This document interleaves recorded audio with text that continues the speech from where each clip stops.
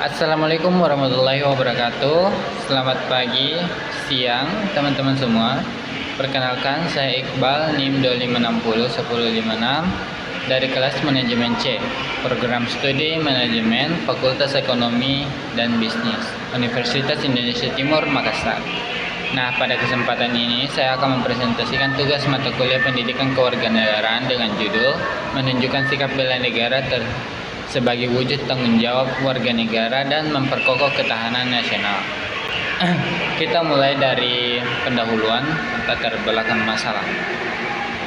Kemerdekaan Indonesia itu lahir dari pengorbanan besar para pendahulu bangsa. Nah, nilai perjuangan ini diwariskan ke kita sebagai semangat bela negara, yaitu kecintaan pada tanah air yang berlandaskan Pancasila dan Undang-Undang 1945. Tapi sekarang ancaman terhadap negara itu nggak cuma datang dalam bentuk militer lagi. Ada 3 ancaman yang berkembang di ruang sosial dan digital. Pertama, paham radikal, penyebaran ideologi yang bertentangan dengan Pancasila. Kedua, ujaran kebencian dan hoaks yang bisa mengikis persatuan dan stabilitas sosial. Ketiga, serangan cyber yang mengganggu keamanan dan kedaulatan digital kita.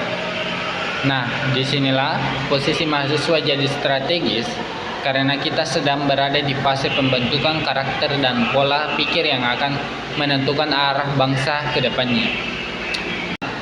Pembahasan yang pertama, apa itu bela negara?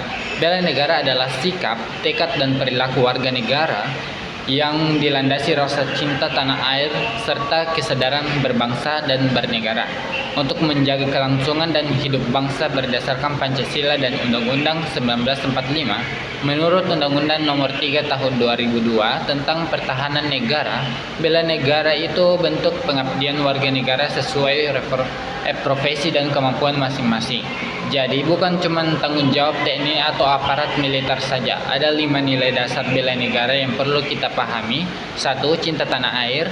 2. Sadar berbangsa dan bernegara. 3. Yakin pada Pancasila sebagai ideologi negara. 4. Rela berkorban untuk bangsa dan negara. Dan 5. Punya kemampuan awal bela negara.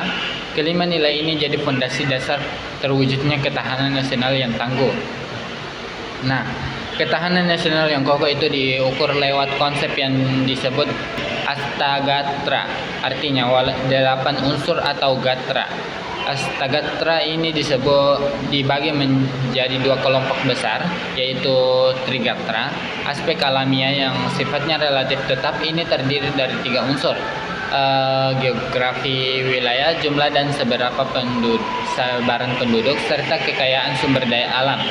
Yang kedua, Pancagatra, aspek sosial yang lebih dinamis. Ini terdiri dari 5 unsur, ideologi, politik, ekonomi, sosial budaya, dan pertahanan keamanan. Jadi intinya, kokoh atau tidaknya ketahanan nasional itu ditentukan sejauh mana nilai bela negara tertanam di setiap unsur-unsur ini. Selanjutnya, apa dasar hukum pelaksanaan bela negara di Indonesia? Ada 4 landasan utama. Pertama, Undang-Undang 1945 pasal 27 ayat 3 yang menyatakan bela negara itu hak sekaligus kewajiban setiap warga negara. Kedua, Undang-Undang 1945 pasal 30 tentang hak dan kewajiban warga negara dalam usaha pertahanan dan keamanan lewat sistem pertahanan rakyat semesta.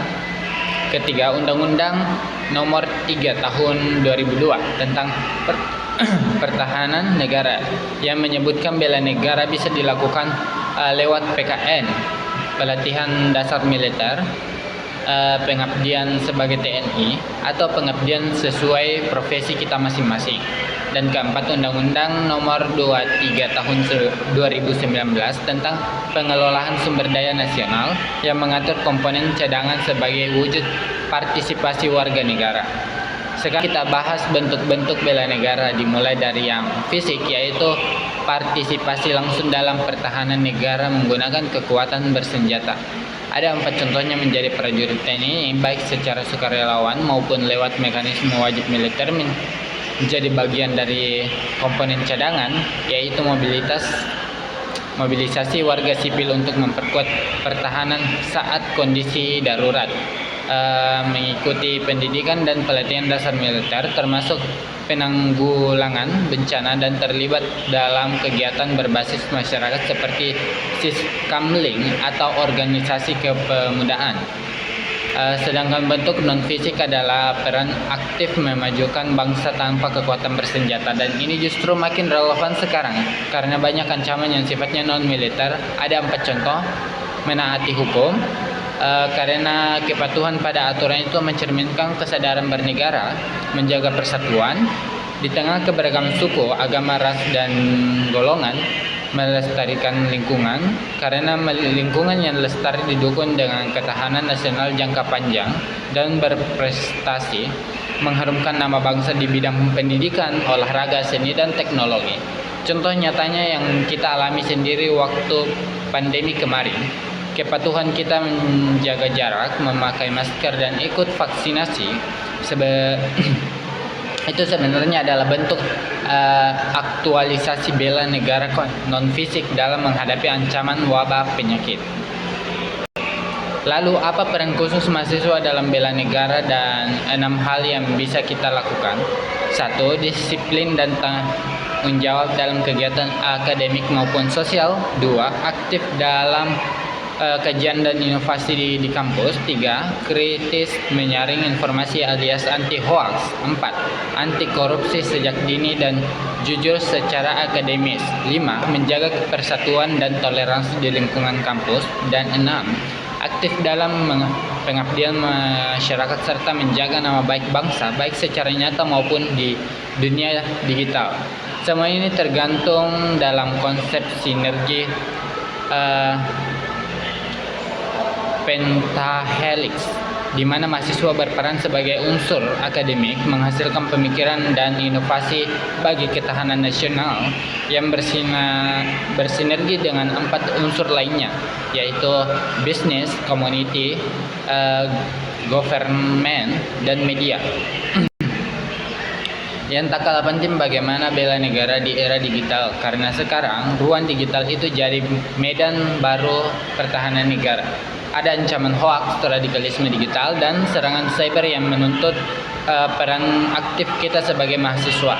Ada 4 sikap yang perlu kita terapkan: bijak bermedia sosial, tidak mudah terprovokasi, dan selalu verifikasi informasi sebelum menyebarkannya.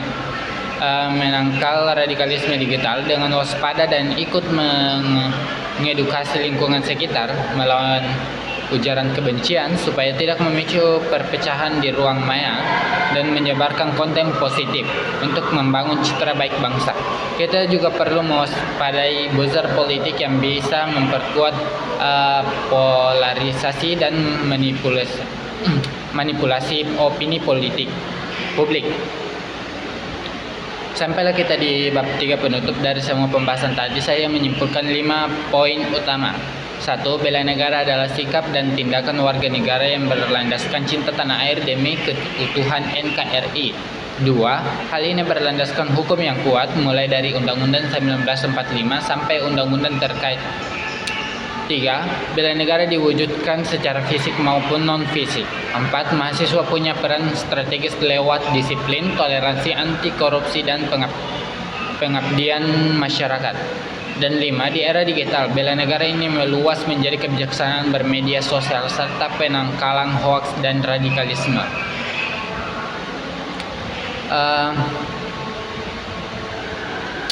Sebagai penutup, saya ingin menyampaikan satu kalimat: bela negara bukan hanya tugas prajurit, tetapi tanggung jawab setiap warga negara. Demikian presentasi dari saya, Iqbal, NIM 2560156, kelas manajemen C. Terima kasih atas perhatiannya. Mohon maaf apabila ada kekurangan. Wassalamualaikum warahmatullahi wabarakatuh.